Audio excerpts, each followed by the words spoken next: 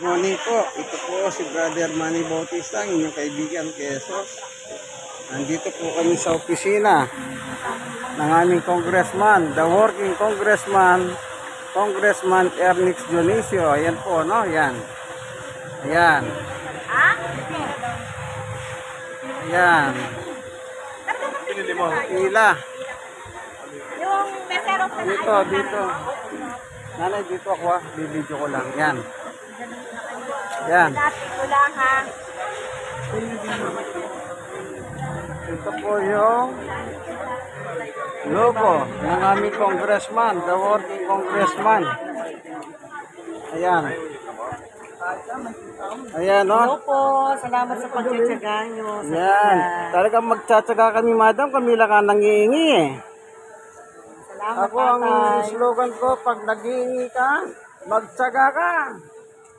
Ikaw lang ang humingi. Oo. Ayan. Nandito po kami ngayon. Ayan po yung gusto kong humingi ng medical assistance. Ayan po, ano? Ayan.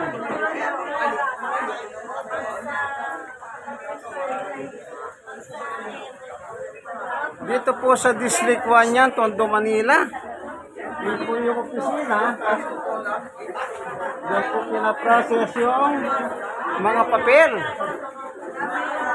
Ito po, tignan nyo po. Ayan.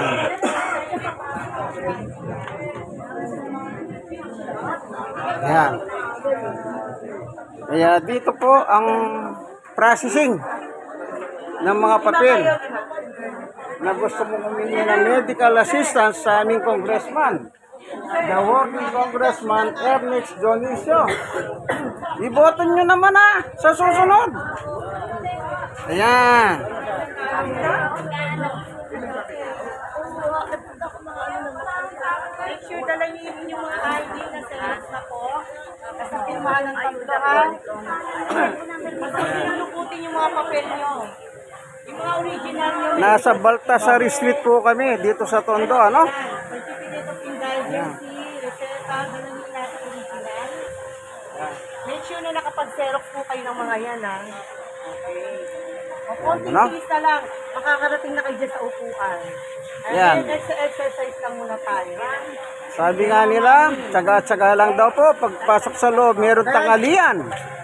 Kasi sigurado, tangalian na mamaya. Oh, mag-alas 10. Yan. Opo, so hanggang dito na lamang po ang ating video.